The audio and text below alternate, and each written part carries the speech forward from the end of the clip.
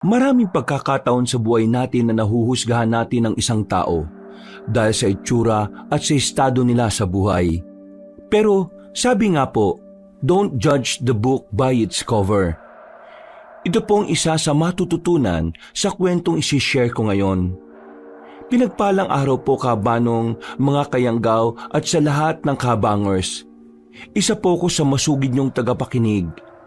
Ako po si Donnie. Hindi ko po tunay na pangalan.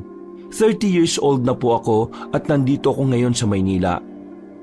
Ito pong ibabahagi ko ay matagal-tagal na ring nangyari at katulad ng iba, hindi ko rin babanggitin ang mga totoong pangalan para na rin sa kapakanan naming lahat. At kahit ang eksaktong lugar na pinangyarihan, muli ako po si Donnie.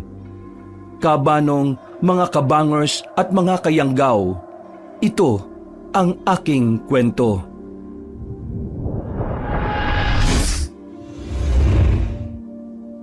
Bago nga pala magsimula ang ating kwento, sana'y mapindot nyo muna ang subscribe button at ang notification bell para lagi kayong nanonotify pag may bago tayong mga kwento. At huwag nyo rin kalilimutan mag-like at comment. Napakalaking tulong po ito sa ating channel para mas makapagatid pa kami sa inyo ng mga magaganda at mga nakakapangilabot na mga kwento. At ngayon, sa ating pagpapatuloy. Biyernes, pasado 5:30 ng hapon, pauwi na ako galing sa palengke. Dati akong nagtatrabaho sa isang talipapa sa aming probinsya bilang kargador. Katatapos ko lang magkarga ng mga isda sa mga suking tindero at tindera roon. Kilala ko sa lugar namin, lalo na sa palengke dahil hindi naman sa pagyayabang, meron din naman akong itsura. Isa akong binatang moreno, matangkad at may magandang hubog ng pangangatawan. Isa lang ako sa mga taga-karga ng mga pinamimiling isda ng mga taga roon. Tuwing madaling araw, umaga at hapon. 16 years old pa lang kabanong nang matutunan ko ang ganitong trabaho.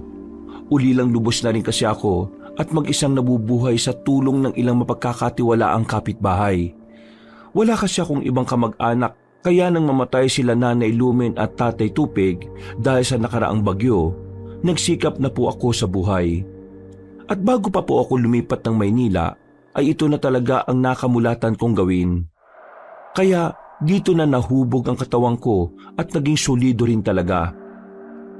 Habang nagbibisikleta pa uwi sa bahay, ay meron akong nadaan ng mga tao malapit sa bukana ng sityo. Naroon kasi ang pinakamalaking tindahan na tambayan hindi lang ng mga manginginom, kundi pati na rin ng mga tsismosa. Katulad ni Inang Yupresya na masasabi kong numero 1 tsismosa sa amin. Mukhang may nasagap na namang balita si Inang ah. Nakatambay na naman sila sa tindahan ng mga kaututang dila niya.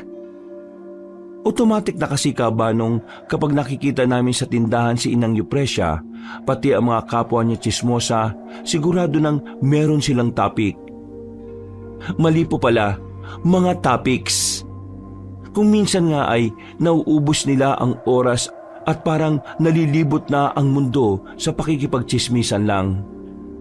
Naging isa sa mga bansag kay Inang Yupresya ay ang reporter ng sityo. At sa tuwing tinatawag siyang ganon, sa halip na mainisay, ikinatutuwa pa niya talaga. Proud na proud pa siyang bansagan na numero 1 tsismosa sa lugar namin. Pero sa totoo lang, kung minsan ay may tulong din talaga ang mga balita niya. Dahil hindi na namin kailangan pang bumili ng dyaryo o makinig sa radyo o manood ng balita sa TV. Madalas ay nauunahan na niya ang mga ito. Aring Donnie! Uy, pre, nakauwi ka na pala? Oo, kani-kanina lang din. Pero next week na ako babalik dun sa palengke. Magpapahinga muna ako ngayong weekend. Napagod ako rin sa pinuntahan namin lamay eh. Sige lang pre, no problem. Pauwi na rin naman ako eh. O ano, angkas ka na? Hindi na, Gagi. Maglalakad na lang ako. Baka masira pa yung bike mo. Pareho pa naman tayong solido. Oo nga. Di sasabay na lang kita sa paglalakad mo. Ikaw ang bahala. Habang umuusad, ay napatingin kami pareho sa tindahan kung saan ay nakita namin ulit si Inang Eupresia. Patuloy pa rin sila sa pagchichismisan ng mga kaibigan niya. Nako pre, nandun na naman sa tindahan si Inang oh. Pati yung mga kaututang dila niya. Ano kayang chismis niya ngayon? Nahuhulaan na naman ng taong bayan kung totoo ba yung nangyaring yun o hindi. Abangan na lang natin, pre. Baka magkakalat na naman niya ng mga maling impormasyon ha. Katulad nung nakaraan. Yung sinabi niyang 3 magkakapatid na dinukot daw ng aswang. Tapos kamukat-mukat natin eh. Mga naglayas lang pala kasi nasermo na ng tatay. Oo, putik. Naalala ko nga yun. Tawang-tawa nga ako ron eh. Yung ano pre, naalala mo? Yung pinagkalat niyang si Manang Sharon, manananggal? Lap trip yun pre. Tawang-tawa talaga ako ron eh. First time ko makakita ng 2 matandang babae na nagsasabunutan. Sayang nga lang eh. May mga pumigil eh. Kundi, sabong talaga yun. Oo nga pre, hindi ko makakalimutan. Ay nako, pasaway din kasi minsan yang si Inang eh. Kaya galit na galit pa rin hanggang ngayon sa kanya si Manang Sharon. Kahit sino naman siguro magagalit. Ipagsigawan mo ba namang manananggal yung tao? Mukha pa naman talaga manananggal si Manang Sharon dahil sa itsura niya. Kaya yun, nagpakulay itim tuloy ulit ng buhok. Ayaw nang mapagkamalang aswang. Yun nga. Pero minsan tumutumpak din yung mga chismis ni Inang eh. Kaso, mas maraming chismis yung chismis lang talaga. Wala katotohanan. Kung tutusin, okay naman sana eh. Kaya lang, yun nga, dahil sa mga karamihan ng balita niyang misleading, nawawalan tuloy ng kredibilidad yung iba niyang sinasabi kahit na totoo. Kumbaga, yung natatandaan lang ng mga taga rito sa atin, yung mga chismis niya eh. Yun nga, pero hayaan na natin siya. Ganyan talaga siguro yung libangan ng mga matatanda eh. O tingnan mo ngayon pre, mukhang seryoso yung usapan na naman nila oh. Kanina ko pa yan sila nakikita dyan eh. Parang mga hindi nga nagkukurapan eh. Awit sa mga katsismosa natin. Hindi pa man natatapos ng kaibigan ko ang pagsasalita. Pero tinawag na kami ni Inang Eupresia matapos makitang tila nakatingin sa kanila. Napakamot na lang kami ni Ralph ng ulo na lumapit sa mga nagchichismisan. Kahit ganun po kasi kabanong, hindi na rin iba sa amin si Inang. Kahit mahilig siya sa chismis, ay napakabait naman niya lalo na sa akin. Sa katunayan ay isa siya sa tumulong sa akin nung mamatay sila nanay at tatay. At hanggang ngayon ay nakagabay pa rin siya at tumutulong kung kinakailangan. Paglapit namin ay ibinalita nga kagad nila ang tungkol sa nangyayaring pag-atake nga raw ng manananggal sa kabilang barangay.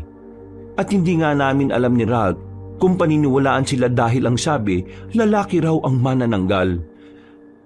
Ang totoo niyan kabanong ay narinig ko na rin sa palengke ang kwentong yon. Pero sinasabi rin doon na hindi rin naman talaga napatunayan kung lalaki ba talaga ang manananggal. Katulad ko, kung sakaling totoo man, hindi ako maniniwala dahil wala pa namang manananggal na lalaki. Ang pagkakaalam ko lang din talaga ay babae ang mga manananggal. Pero siyempre, hindi na kami sumabat ni Ralph. Nakinig na lang kami ng nakinig sa kanila. Hanggang sa mapunta ang usapan nila sa kulam at kung ano-anong chismisan. Tinapi ko na ang kaibigan ko para hudyat na kailangan na naming umalis dahil baka mapagkamalan na rin kami ng mga tao na isa sa mga chismoso. Salamat na lang po Inang sa balita at paalala. Maiwan na po namin kayo ha. Baka kasi umulan eh. Baka hindi ko na rin kasi maabutan yung mga sinampay ko. At kayo rin po, baka maabutan pa kayo ng ulan. O nga po, magsiuwian na rin po muna kayo at paggabi na. Tinawanan lang kami ni Inang at ng mga kasamahan niya at iniwan na namin sila. Nang makalayo na kami, tinapik naman ako ni Ralph sa balikat. Ang gara ng usapan talaga ng mga yun, no? Biruin mo, lalaking manananggal? Anong tawag dun kapag lalaki? Di manananggol. Ewan ko nga rin sa mga yun, pre. Kung ano-ano mga kachismisan lang talaga no? Nasasagap ni Inang. Oo nga eh. Natigilan na kami pareho nang makita ang dalawang may edad na tila mag-asawa mula sa hindi kalayuan. Nagtutulak sila ng kariton na hindi namin alam kung ano ang laman. Dahil dito ay saglit kong ibinaba ang bike at sabay kaming lumapit ni Ralph para sila ay tulungan. Doon din namin nakita ang laman ng kanilang kariton. Mais. Tulungan na po namin kayo. Kami na pong bahala rito, Manong at Manang. Salamat sa inyo mga iho. Nako, walang anuman po. Bakit po kayo nagtutulak ng ganito kabibigat na bagay? Wala naman kaming mapagpipilian itong asawa kong si Panggeya. Kami na lang kasi ang magkasama sa buhay Ganun po ba? Naku, pasensya na po Wala yon. Ako nga pala si Ilinan. Salamat ulit sa inyo ha. Kababait yung mga binatilyo Ako naman po si Donnie. Tapos itong kaibigan ko si Ralph. Magandang hapon po. Magagabi na po pala. Yan po. Okay na po. Naitulak na namin. Saan po ba kayo pupunta? Mga bago lang po ba kayo dito? Pasensya na po pero ngayon ko lang kayo nakita dito Oo nga po. Mga taga saan po ba kayo? Doon kami sa kabilang baryo pa. Malapit doon sa barangay na may napapabalitang may gumagalang manananggal nung nakaraan. Ganun po ba? Naglalako kasi kami ng mais. Naabutan na kami ng ganitong oras dahil sa mabibigat at wala pang benta. Naku, may tanong po ako. Totoo po bang may manananggal doon? At saka, lalaki raw po daw talaga? Yun nga ang sabi-sabi pero hindi rin naman napatunayan dahil bigla na lang yun nawala Pero sa tingin niyo po, totoo po kaya yun? Hindi rin namin alam.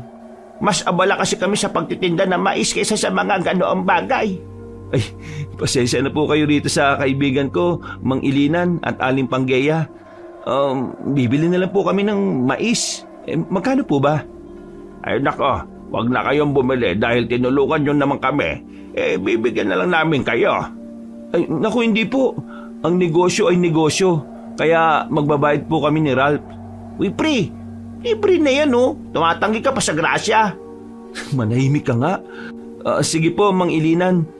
Pagbentahan niyo na po kami. Sigurado kayo, Opo. O siya, sige. Pero dadagdagan na lang namin. Kayo po ang bahala. Nang maabutan na kami ng mga pinamiling mais, ay nagpaalam na nga ang mag-asawa.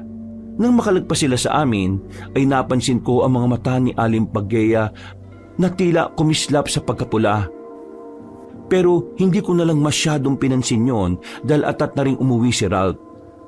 Marami-rami pa kaming napagkwentuhan ng kaibigan ko hanggang sa maghiwalay na kami sa iskinita.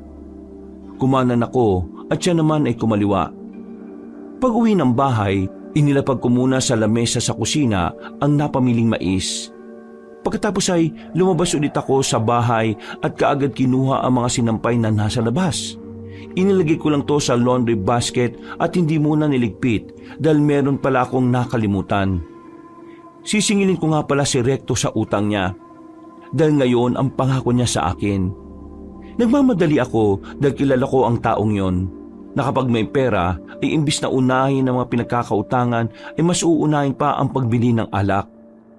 Hindi nga ako nagkamali dahil pagdating ko roon ay nakita kong nakikipag-inuman na siya at kasama pa si Ralph na napangiti sa akin nang makita ako. Nasa lubong lang niya ako habang pauwi ng bahay. Oh, bakit ka nagpapaliwanag sa akin? Wala lang. Baka magtampo ka Sabi mo pa na hindi kita sinabihan. Hindi naman ako manginginom Masyado kang defensive pre Maniningil ako ng utang kasi baka maubos pa nitong si Recto sa alak. Basta nag-explain lang din ako. Tingnan mo bitbit ko pa nga tong mais Uy, paring Recto, iluto mo na nga lang to. Pulutan din yan. Ang forma mo, pulutan nyo mais? Wala Ang lakas mag-aya nitong ungas na to. Tapos wala naman palang pampulutan. Bahala kayo mag-inom dyan. Oy basta Recto bayaran mo muna ako. Pagbayad sa akin ng utang ay sumaglit lang din ako at nakitagay kahit kaunti. Pero nang narinig ko na ang pagkulog at pagkidlat at biglang bumuhos ang ulan, kaya hindi na rin ako nakaalis kaagad. Napasama na tuloy ako sa inuman talaga. Habang nagiinuman, si Recto lang ang nakaubos halos lahat ng nilagang mais. Kami naman kasi ni Ralph, kapag nagiinom ay hindi talaga mahilig mamulutan. Nagbigay din siya sa pamilya niya sa loob ng bahay, kaya hindi na rin talaga kami nakatikim. Maya-maya lang ay inagaw ko na ang pagtagay. Ako na ang nagpaikot para hindi na rin ako makatagay. Nakita kong pareho ng lasing si Ralph at Recto. Dahil panay na ang mga kantsawan at asaran nilang dalawa. At dahil nga hindi naman ako nagpapakasagad, hindi ko na masyadong masabayan ang kakulitan nila dahil sa tama ng alak. Napag-usapan rin namin ang mga pinagkukukwento ni Inang Eupresia patungkol sa lalaking manananggal sa kabilang barangay. Pero nauwi lang kami sa tawanan dahil nga para talagang nakakaloko ang ganon. Natigil lang kami nang makarinig ng nakakatakot na huning ng kung anong malaking ibon mula sa hindi kalayuan. Pagkatapos ay sinundan yon ng may kalakasang hangin. Dahil sa bakuran lang kami nagiinom at walang bubungan, sabay-sabay kaming napatingala sa madilim na kalangitan. At kitang-kita ko ang dalawang malaking tila ibon na lumipad palayo. Kinabahan ako, Kabanong, dahil parang hindi ordinaryong ibon ang nakita ko. Nang tanungin ko sina Ralph at Recto, panay kalokohan na lang ang sagot nila dahil sa tama ng alak. Hindi ko na lang tuloy masyadong pinansin ang tungkol doon hanggang sa matapos na ang aming inuman. Pasado 9:30 ng gabi ay nagpasya na kaming umuwi. Hinatid at inalalayan ko pa si Ralph dahil susuray-suray na talaga siya sa paglalakad at ilang beses pang sumusuka. Pare, salamat sa pag-aatid ha. Kita-kits na lang tayo next week sa palengke. Oo pre, bilisan mo na't pumasok ka na. Nang makita ko siyang pumasok na sa loob ng bahay nila, ay nagtuloy-tuloy na ako hanggang sa mapadaan sa madilim na iskinita. Hindi ko rin alam, Kabanong, na mga oras na yun ay tila bigla na lang akong nangilabot. Pakiramdam ko kasi ay may mga matang nakatingin sa akin. Nagpagala-gala pa nga ako ng tingin hanggang sa hindi ko na talaga kinaya. Bumalik ako at umiba ng daan. Para kasing pakiramdam ko ay may biglang susunggab sa akin sa madilim na iskinita na yon.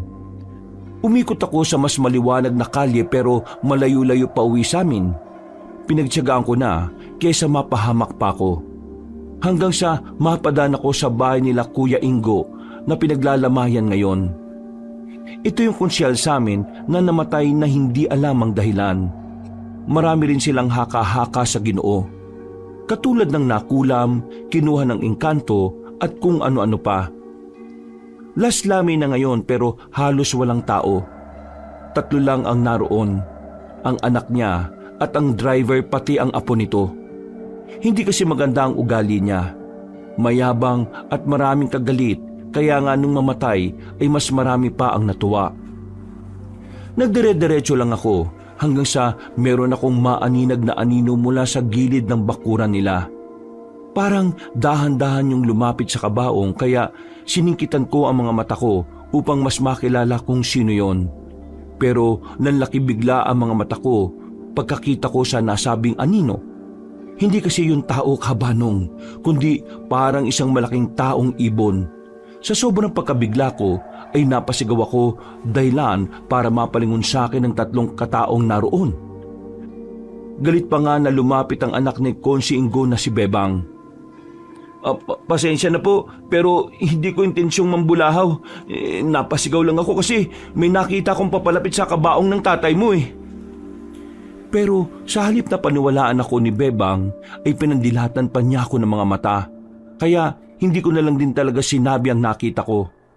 Hindi ko rin naman kasi talaga masiguro kung guni-guni lang yon o parte ng epekto ng alak sa akin. Nagmadali na akong umuwi ng bahay matapos humingi ng paulit-ulit na paumanhin. Nagkandado kagad ako ng pinto at naghilamos ng katawan para mahimasmasan. Pero paulit-ulit talagang nagre-rema sa utak ko ang aking mga nakita. Putik, totoo talaga yung nakita kong yun eh. Hindi yung guni-guni. Hindi rin naman ako lasing. Kaunti lang naman ang nainom ko. Ay nako, ano ba tong nangyayari sa akin? Kung ano-ano kasing pinag-usapan namin patungkol sa mga manananggal na yan eh. Paghiga ko sa kama ay naisip ko na lang na magdasal. Natatakot kasi ako na baka mapanaginipan ng tungkol sa nakita ko kanina. Nakatulog din naman ako kagad pero nagising lang pasado 3:00 ng madaling araw. Nakarinig kasi ako ng nabasag sa labas ng kwarto sa bandang kusina. Dali-dali ako nagpunta roon at pagbukas ko ng ilaw ay nakita ko ngang nabasag ang bintana malapit sa kitchen table. Pagtingin ko sa mga bubog ay saka ko lang din napansin ang mga mais na binigay sa akin ng mag-asawa. Nagkalat yung sa sahig kaya isa-isa kong dinampot hanggang sa mapatingin ako sa ilalim ng lamesa.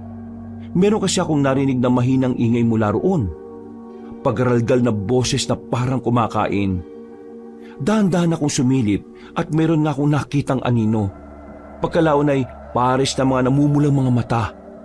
Hindi ko alam kung anong klaseng hayop yon kabanong na lumalantak sa isang mais. Napaatras ako sa takot lalo na makita ang mga kuko niya. Nang magtapat ang aming mga mata ay tila nagulat din ang nasabing nilalang. Tumayo yun dahil naman para matumba ang mesa at pagkuhan ay dali-dali ulit lumabas mula sa bintanang siya rin pala ang bumasag. Hindi na ako nakakilos sa pagkabigla. Pinagmasdan ko na lang ang nasabing nilalang na pagkalabas ay tila mas lumaki ang anyo. Katulad dito nung nakita ko sa lamay na may malalaking pakpak at lumipad pa palayo. Ano yun? Diyos ko po! Napa-sign of the cross na lang ako na dali-daling bumalik sa aking kwarto. Hindi ko alam kung ano ang gagawin ko ng mga oras na yon kabanong. Dasal ako ng dasal hanggang sa hindi ko na malayang nakatulog na pala ako. Nagising na lang ako dahil sa kalabog at pagtingin ko sa kama, nahulog pala ang mais at gumulong matapos kong masipa. Pero ang mas nakakabigla dahilan para ako ay mapalundag, inuuod na kasi ang mga mais at parang nabubulok na. Inang ko po! Wala naman akong maisip na dahilan kung bakit yung nangyari.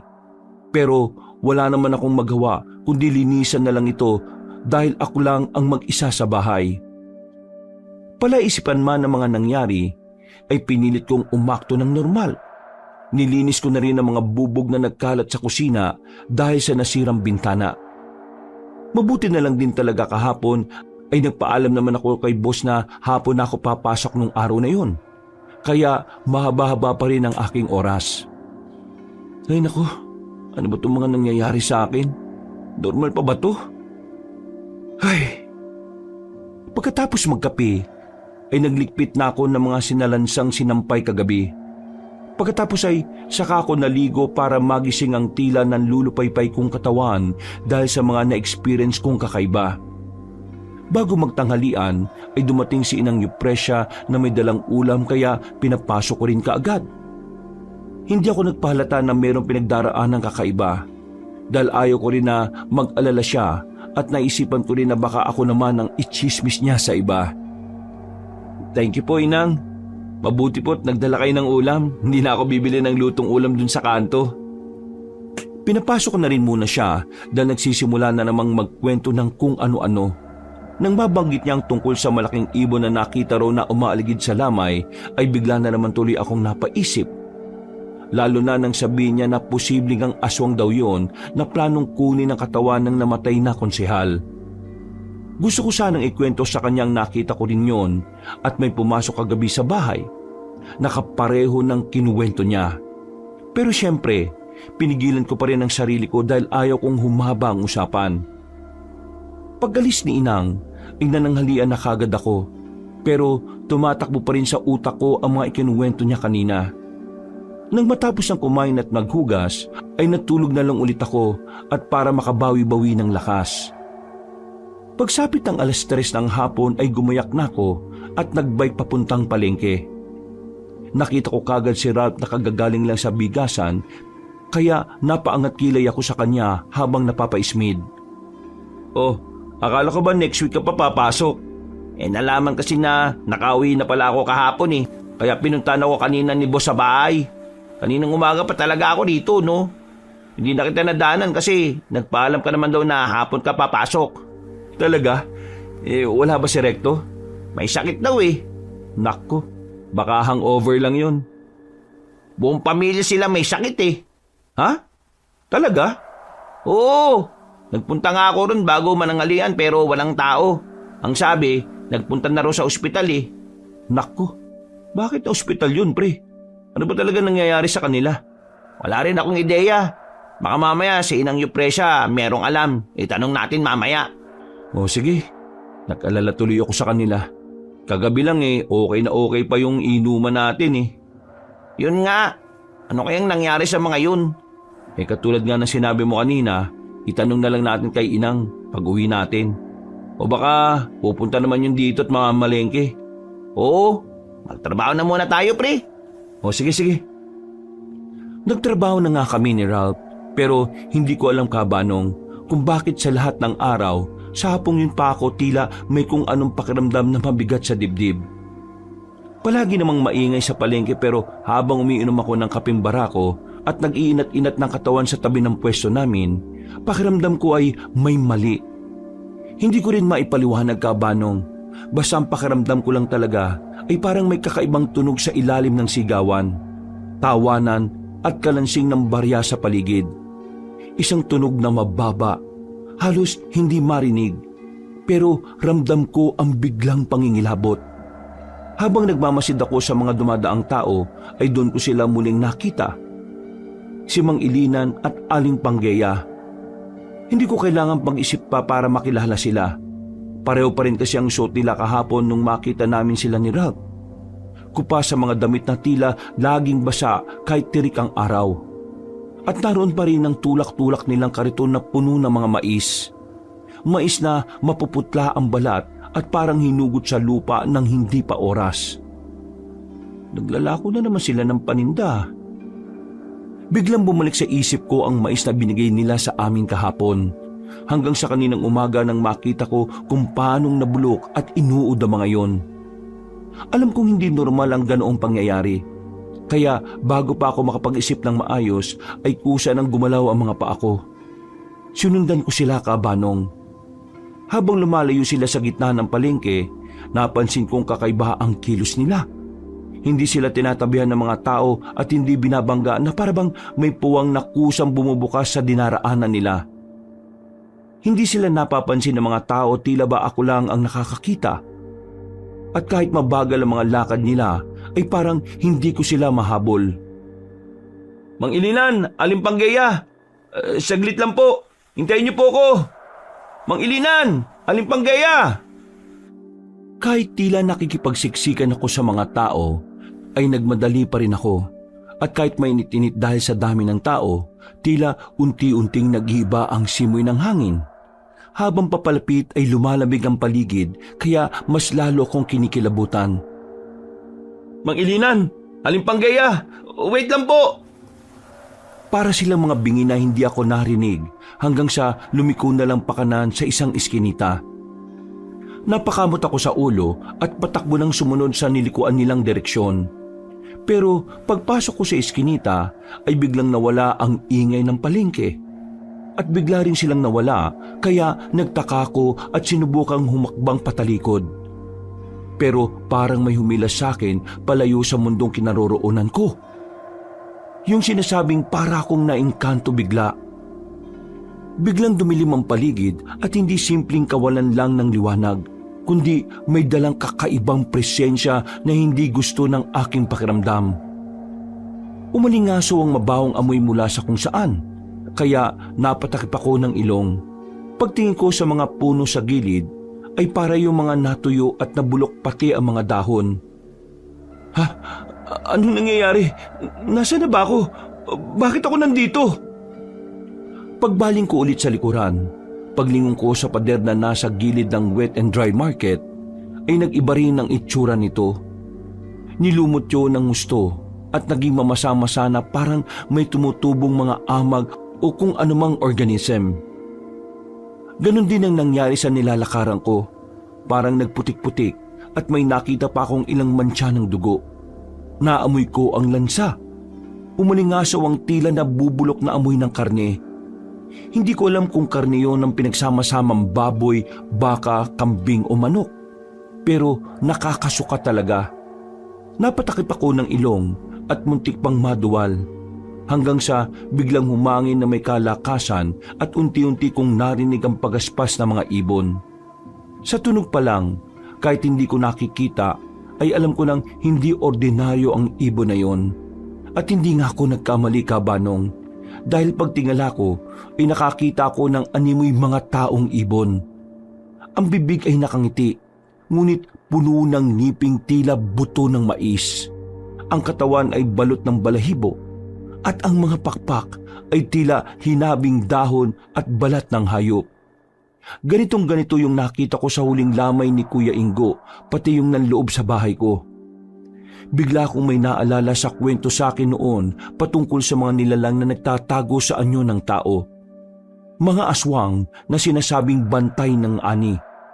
Mga gutom sa sariwang dugo at laman ng tao kapag nagalit. Para akong kinumutan na matinding takot pagkakita ko sa kanila, kaya pinilit kong umatras.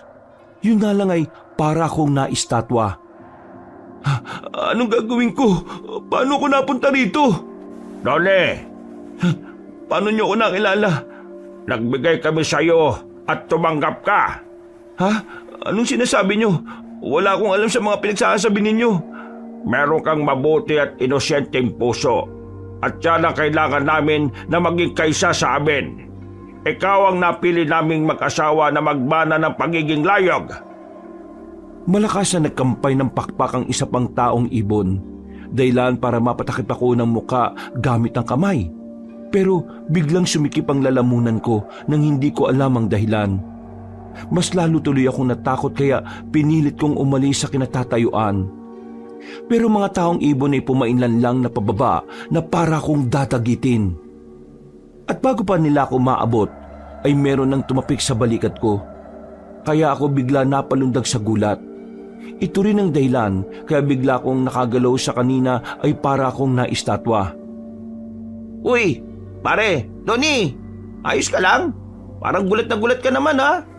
Bakit ka namumutla? Ha? Oh, pre, ayos ka lang ba talaga? Baka mamaya nagaya ka na kay Recto ha? Ayos lang ako, pre. Salamat sa pagtapik mo sa akin, ha? Ay, salamat sa pagtapik. Tinapik lang nagpasalamat ka na. Basta. Sigurado kang okay ka lang ha? Oo, pre. Ubusin mo na yung iniinom mong kapeng barako. May bubuhatin pa tayo. Last na yun. Oo, sige, pre. Mauna ka na. Pagkalis ni Ralph, ay muli ako napatingin sa iskinita. Wala na nga ron talaga ang mag-asawa pero may nakita ko mga butil-butil ng mais sa lupa. Kinakabahan man ay pilit ko na lang itong inalis sa isip ko at nagpatuloy na sa pagtatrabaho. Habang pauwi kami ni Ralph ay inisip ko pa rin yung nangyari kanina roon sa palengke. Kaya sa totoo lang ay hindi ko na maintindihan kung ano ang mga pinagkukukwento niya. Na-focus lang ako nang marinig ko siyang magsalita tungkol kay Kuya Ingo. Anong sinabi mo tungkol kay Kuya Ingo? Para ka namang gulat na gulat nung binanggit ko lang yung pangalan ni Consi. Nabigla lang. Pero ano nga yung sinabi mo? Di ko kasi maintindihan eh. May iniisip kasi ako. O, kita mo. Hindi ka pala nakikinig sa mga pinagsasabi ko. Halos maubos na yung laway ko kakasalita. Pasensya na, pre, ah. Ano nga ba yung sinabi mo patungkol kay Kuya Ingo? Kasi bago daw yun namatay, alam ko lang na narinig ko lang din kay Inang Eupresia may nakaalitan yun na nagtitinda raw ng mais. Naisip ko lang bigla na baka hindi kaya yun yung mag-asawang nakita natin kahapon. Ha? Paano mo naman naisip yun? Wala, random lang, makakonect lang. Parang iba nga yung kutob ko sa mag-asawang yun pagkatapos nung nangyari kanina. Oh, bakit ka na naman nabulong dyan? Ha? Wala, pre. Ay sus! Tara na nga, magpunta na tayo kay Inang para matanong kung kumusta na rin sila Recto saka yung pamilya niya. Oo, mabuti pa nga. Pagdating namin doon sa bahay ni Inang, ganun na lang ang gulat namin. Hindi kami makapaniwala sa masamang balita. Ilang beses ko pang siniguro kung totoo ba ang sinasabi niya pero yun talaga. Kanina lang din daw 4:00 ng hapon ay idiniklarang patay ang asawa at anak ni Recto. Siya naman ngayon ay patuloy pa rin na nagpapagaling. Gusto kong maiyak matapos malaman ng mga yon, Kabanong.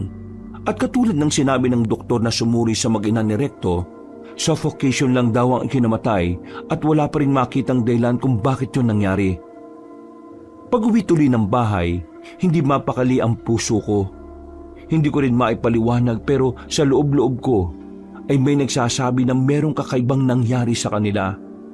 At katulad ko, palaisipan din sa mga taga-barangay ang kinahinatnan ng mag-ina ni Recto. Marami talaga ang nagulat dahil inakala ng lahat na simpleng karamdaman lang ang nangyari. Patagal akong nag-isip-isip. Pinasakit ko lang talaga ang aking ulo hanggang sa... Hindi kaya nalason sila? Ano ba yung kinain nila nung time na yun? Hindi naman sa alak. Kasi hindi naman nag-inom yung mag-ina niya. Ay teka, yung mais. Posible kaya yung mais na pulutan namin? Biglang kumabog ang dibdib ko, Kabanong. Mabilis kaya akong napahawak dito habang patuloy na iniisip at pinagtatagni-tagni ang mga pangyayari. Hanggang sa maalala ko ang gabing pinasok ako ng kung anong nilalang, pati yung maabutan kong nabubulok at inuuod na mais na bigay sa akin ng mag-asawang si Mang Ilinan at Aling Panggaya. Posible nga kayang yun ang dahilan? Sino ba kasi yung mag-asawang yun? Sa kakaisip ko ay nakatulog na lang ako. Kinabukasan ay mas umugong pa nga ang balita patungkol sa mga nangyari sa pamilya ni Recto. At makalipas ang ilang araw, nang makalabas siya sa ospital, hindi rin niya matanggap ang mga nangyari. Iyak lang ng iyak ang kaibigan namin, Kabanong, at wala naman kaming magawa ni Ralph kundi hayaan lang siyang magluksa. Bilang tulong sa aming kaibigan, gabi-gabi kaming nagpupunta sa lamay. Hindi rin kasi nagpapakita sa tao si Recto. Palagi lang siyang nasa kwarto niya. Ang nag-aasikaso tuloy ng lahat ay ang tiyahin niyang si Aling Judine at hinahatiran lang siya ng pagkain sa labas ng kwarto. Nag-aalala man kami ay wala naman kaming magawa. Kung kami ay nasasaktan sa mga nangyari sa kanya, paano pa kaya siya bilang isang ama? Sa mga nagdaang araw, mas dumalas din ang kakaiba kong experiences na kababalaghan. Lalo na kapag uuwi ako ng bahay galing sa lamay. Sa tuwing maghihiwalay kami ng landas ni Ralph, para bang palaging merong nakamasid sa akin at sumusunod. Pero dinadaan ko lang lahat sa dasal, hanggang sa makakampante na ang aking kalooban. Nang malibing na ang mag-ina ni Recto, ay mas lalo pang tumindi ang mga pangyayari. Hindi na rin kasi siya nagpakita at ang palaging sinasabi ni Aling Judine, mas dumalang din siya sa pagkain kaya nag-alala kami. Biyernes ng gabi, 3 araw matapos mamatay ang mag-ina ni Recto, dinalaw namin siya ni Ralph.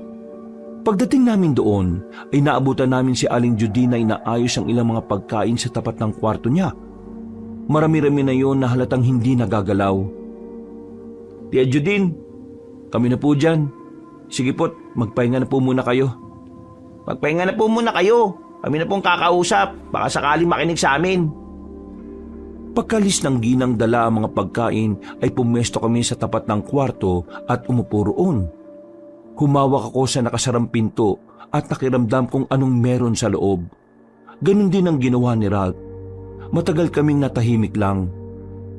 Tol, lumabas ka na dyan at kumain. Hindi magugustuhan ng asawa mong si Kia at anak mong si Popo kapag ganyan ka. Huwag ka magpapalamon sa lungkot, Tol. Nandito lang kami dadamayan ka namin. Lumabas ka na dyan at kumain, Tol. Kung kailangan mo ng kausap, nandito lang kami. Hindi ka namin iiwan. Isang malakas na kalabog ang narinig namin mula sa loob ng bahay. Tunog na parang natumbang upuan o kung ano. Dahil dito ay nag-alala kaming nakatinginan ni Ralph. Gumana na rin kaagad ang isip namin, kaya sabay naming tinulak ang pinto. Buong lakas yun hanggang sa mabuwal namin to.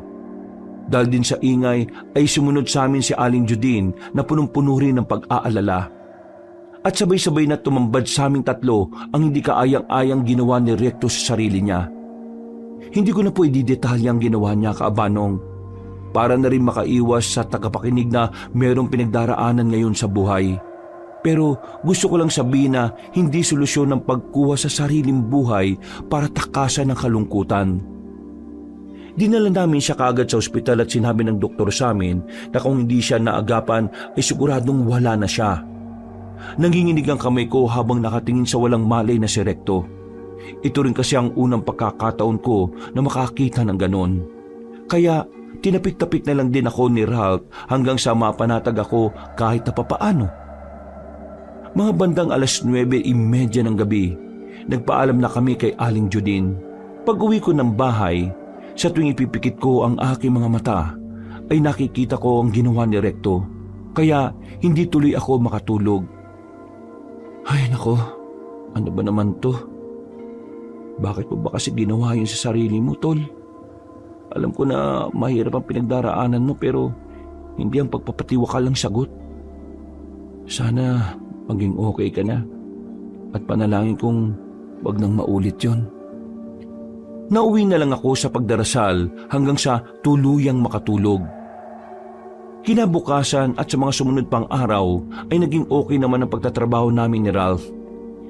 Hindi pa kami ulit nakadalo kay Recto sa ospital dahil medyo abala. At nakita ko naman ang mag-asawang nagtitinda ng mais. Ganun na naman ang nangyari, Kabanong. Bigla na lang nag-iba ang paligid at nangamoy na nabubulok at inuuod. Pagkatapos ay muling nagpakita ang nakakatakot na nilalang. Salamat na lang ulit kay Ralph dahil tila siya na naman ang nagsagip sa akin ng bangungot na yun. Uy, pre, okay ka lang ba? Parang itong mga nakalipas na araw, parang madalas kitang makitang lutang ah. May problema ka ba? Ha? Kung may problema ka, huwag kang mahihiyang magsabi sa akin, pre ah. Ayoko nang may matulad kay Recto. Alam mo naman. Oo, naintindihan ko, pre. Eh magsabi ka lang sa akin ah. Oo nga, pre. Magsasabi ako sa iyo, pangako. Mabilis na lumipas ang oras. Pasado 7:30 ng gabi. Nang pauwi na kami, ay naabutan na naman namin sina Inang sa tindahan kasama ang mga katsismisan niya. Pagkakita niya sa amin, ay dali-dali niya kaming pinalapit. Mahalata sa mukha niya matinding pag-aalala, kaya kahit kami ay tila kinabahan din. At yun na nga, Kabanong, dahil ibinalita sa amin ni Inang Yupresya na kaninang hapon ay tumakas nga raw sa ospital si Recto. Kasalukuyan siyang pinaghahanap hanggang ngayon. Inabisuhan na rin kami na kung sakaling makita namin ay hikayatin naming umuwi kahit na anong mangyari. Nagpaalam na kagad kami ni Ralph dahil binalak pa namin siyang hanapin sa lugar na madalas naming tambayan at puntahan noon. Naisip din namin na magpunta sa sementeryo kung saan nakalibing ang mag-ina niya pero bigo kaming makita siya. Saan kayo nagpunta yung taong yun, no? Ano ba itong nangyayari? Ano ba itong mga ginagawa ni Recto? Kaya nga pre, nakakapag-alala kahit nakakainis na rin. Sana lang talaga, wala siyang gawing masama na naman sa sarili niya. Yan nga rin ang di natin masisigurado. Tara na, umuwi na muna tayo. Madilim na rito sobra sa sementeryo. Paglabas namin mismo sa sementeryo, ay nagulat kami dahil bumungad naman sa amin ang mag-asawang nagtitinda ng mais. Hindi ko lang ipinahalata kay Ralph, pero may kakaiba na talaga akong nararamdaman sa mag-asawang ito, Kabanong. Muli kong napansin ang kakaibang kislap sa mga mata ni Aling Panggeya nang magtama ang aming mga mata. Kayo po pala, Mang Ilinan at Aling Panggeya. Magandang gabi po. Magandang gabi rin sa mga nagugwapuang pinatilyo. Gabi na. Bakit nandito kayo sa sementeryo? May kaibigan lang po kaming pinuntahan. Wala naman po pala rito. Kayo po, gabi na. Saan naman po kayo galing? At bakit dito naman kayo napadpad sa sementeryo banda? Wala naman pong mga kabahayan dito ah. May mas malapit kasi na daan sa banda roon para mas madali kami makauwi sa amin. May shortcut? Parang wala po akong alam na shortcut dyan ah. Parang pader at ilog na po. Meron. Akala nyo lang wala pero meron talaga. Ay, ganun po. Kailangan nyo po ba ng tulong namin? Sasamahan na po namin kayo makatawi. Ha? Bakit ako hinawakan sa braso, Donnie, pare? Ha? Anong hinahawakan? Natapik lang kita. Hindi yung sinasadya, pre. Kala ko kung ano na eh. Ano, samahan na natin sila? Hindi na mga nagwagwapuhan at mababait na binata. Kayang-kaya na namin to. Hindi naman malubak ang daan doon. Pero madilim na po eh. May ilaw naman kaming dala. Yan no, hawak ng asawa ko. At saka kahit matatanda na kami, malilinaw pa rin ang aming mga mata. Kayang-kaya ko pang makakita kahit na lang kami. Wala biro rin pala kayo, Aling Panggeya. O sige po, mag-iingat po kayo ha. Kayo rin. O siya, bago tayo mag-iwahiwalay kunin nyo itong mga mais. Tig-isang balot ulit kayo dahil mukhang hindi nyo nakain yung mga nauna namin binigay sa inyo eh. Uy, salamat po. Teka, paano nyo po nalaman na hindi ko nakain yung sa akin? Ay, oo nga pala.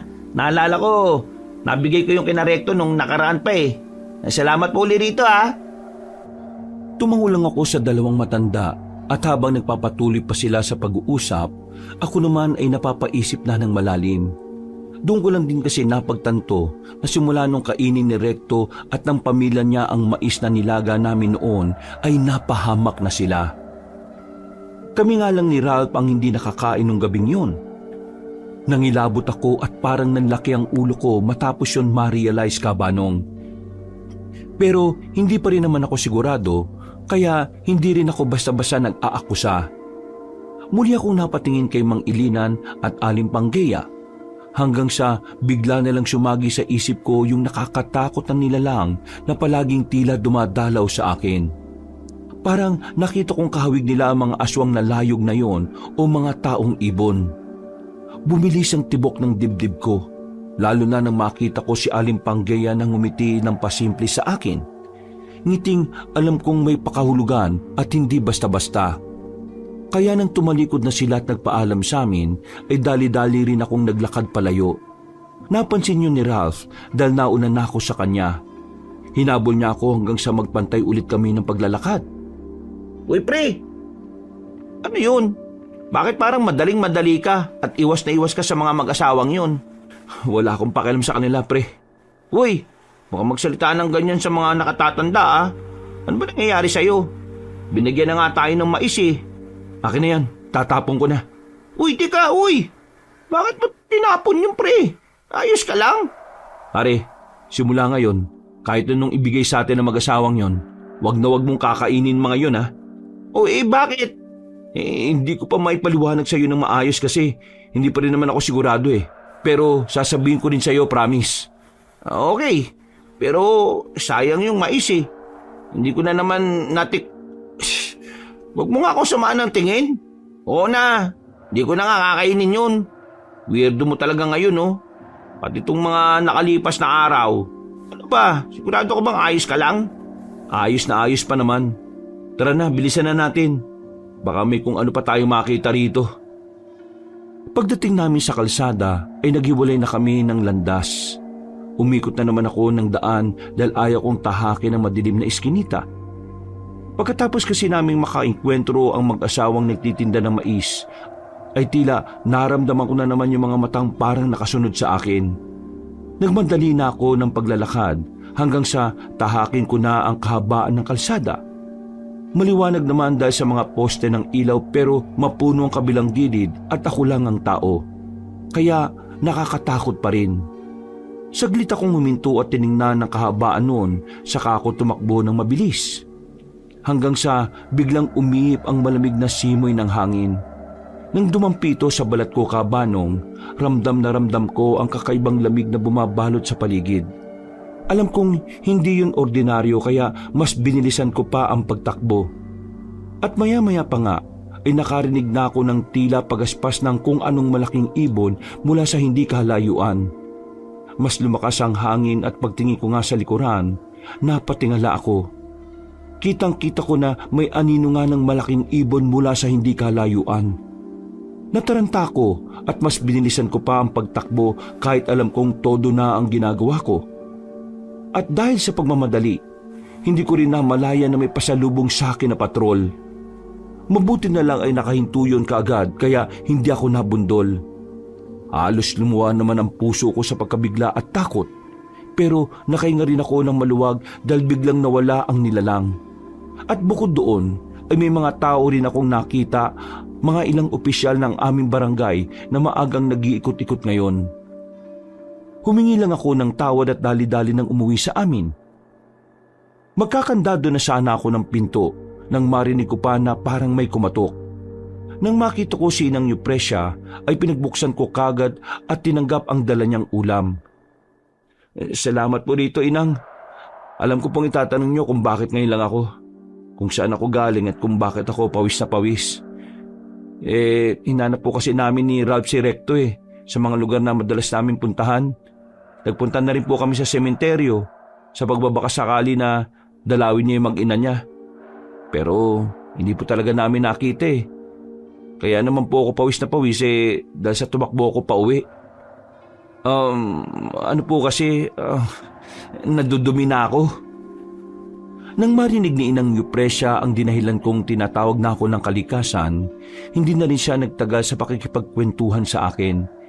Pinayuhan na lang niya ako ulit na kung sakaling makita ko nga si Recto ay ipagbigay alam ko rin sa barangay dahil yun ang bili ng tiyahin niyang si Aling Judin. Pagkalis ni Inang, inigpalit na kagad ako at naghilamos ng katawan. Ininit ko na rin muna ang binigay na sinampalukang manok at saka naghapunan. Pagkatapos ng tila mahabang araw ng kapaguran dahil sa mga pangyayari, mabilis din akong nakatulog. Nagising ako pasado 12:00 ng hating gabi dahil sa isang kalabugan na parang may nabagsak na lata at iba pang kagamitan sa kusina. Pero hindi ako kagad bumangon, Kabanong. Medyo inaantok pa kasi ako at wala pang diwa kaya pinakinggan ko muna. Nang medyo lumalakas na ang ingay ay doon na ako napaupo. Pinakikiramdaman ko pa rin mabuti kung ano na naman ang meron sa kusina. Baka kasi katulad din ito nung nakaraang araw na pinasok ako ng taong ibon. Kaya lang nang makarinig ako ng pamilyar na boses ay tuluyan na akong bumangon at unti-unting lumapit sa nakakandadong pinto ng kwarto. Doon ako mas nakinig ng mga ingay sa labas. Boses ni Recto yun Siya nga yun. Teka, bakit siya nandito? Base sa naririnig kong ingay, Kabanong, ay para siyang nagkakalkal ng mga cabinet sa kusina. Nadidinig ko ang mga stainless kong baso na nagkakalansingan, pati ang mga kutsara at tinidor. Ganon din ang mga pinggan kong babasagin. Paano siya nakapasok sa bahay? Teka nga, kailangan ko siyang puntahan. Dahan-dahan kong binuksan ang pinto at nagmasid sa labas. Nang masiguro kung hindi niya ako narinig, ay dahan-dahan na rin akong lumabas at nagtungo sa pinto ng kusina. Pero pagdating ko doon, ay tila may kakaibang amoy na sumalubong sa akin. Malangsa na hindi ko maintindihan.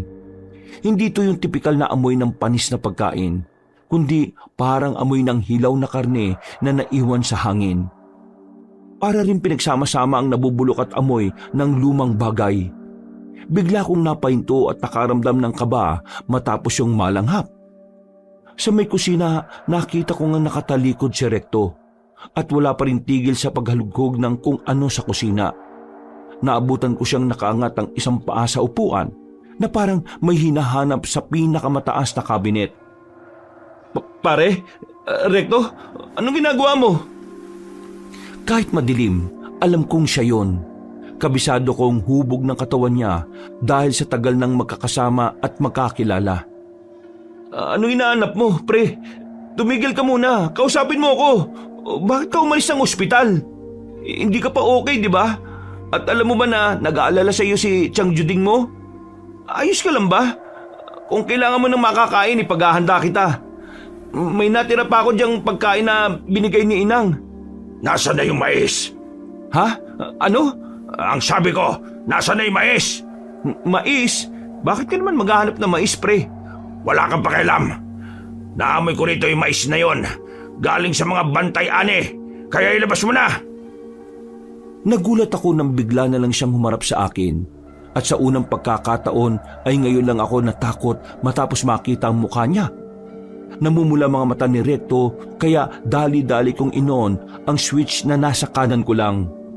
At dahil doon ay mas lalo kong nakita ang kanyang kabuuan na parang nasisilaw pa nga. Bukod sa namumulang mga mata, ang mga ngipin niya ay tila nagtulisan. medyo humaba rin ang dulo ng kanyang tenga. Parang lumubog ang ilong, naglalaway at nababalot ng maliliit na ugat ang sentido niya, pati ang ilalim ng leeg at dulo ng mga daliri. Humaba rin ang matutulis niyang kuko na alam kong hindi normal. Para na siyang nahahawig sa mukha ng aswang na layog, pero hindi pa siya ganap na halimaw. Ramdam ko rin na may parte pa ng kalooban niya na alam kong tao pa rin at alam kong kaibigan ko pa rin. Pero hindi talaga ako makapaniwala na makita siya sa ganoong itsura. Anong nangyari sa iyo, pre? Tinatanong mo kung anong nangyari. Ilabas mo ang mais ng bantay, Ani. Nagugutom ako. Hindi ko alam ang mga sinasabi mo. Walang mais dito. Sinungaling ka! Ilabas mo na, Donnie! Ano ba nangyayari sa iyo? Huwag mo na akong pahirapan pa. Ilabas mo na yung mais, Donnie. Maniwala ka, pre. Wala nga sa akin. Hindi ko alam ang sinasabi mo. Hindi ko pigilan kapag hindi mo pa binigay sa akin. Ikaw na makakain ko. Ha? Tumakbo ka na, bilis! Pero sa halip na gawin ang sinabi niya, dala na rin ng pagkataranta at takot kabanong, ay hindi kagad ako nakakilos. Para akong naistatwa at napatingin na sa kamay niyang nagpipigil. Nakikita ko na sa matindi niyang pagkuyom ay nagdurugo na ang kanyang palad. Anong nangyari sa iyo, pre? Sinabi kong umalis ka na. Lumayo ka na, dali. Lumayo ka na dahil baka masaktan pa kita. Bilisan mo! Nang bigla siyang sumugod ay doon na lang ako napatakbo. Pero mukhang huli na. Sinunggaban niya ako at pareho kaming nadapa. Pero mabilis ko siyang napiglasan at nasipa sa mukha. Yun nga lang ay hindi kagad ako nakatayo. Kaya gumapang ako habang tumatakas at ganun din ang kanyang ginawa. Mabuti na lang ay hindi pa siya mabilis gaya ng mga aswang na naririnig ko at nababalitaan sa mga kwento nila Inang Eupresia. Pero may lakas siyang hindi ko inaasahan. Pagtayo ko para tumakbo at sumigaw ng tulong ay muli niya akong sinunggaban sa likod. Pareho na naman kaming bumagsak sa sahig at sa pagkakataong yon ay tumama ang likod ko sa lamesa. Nang maparap ako sa kanya, ay doon ko na nakitang nagbabago-bago ang kulay ng balat niya sa bawat segundo. Pati na rin ang buo niyang katawan ay tila ba nagbabago-bago ng anyo at hugis.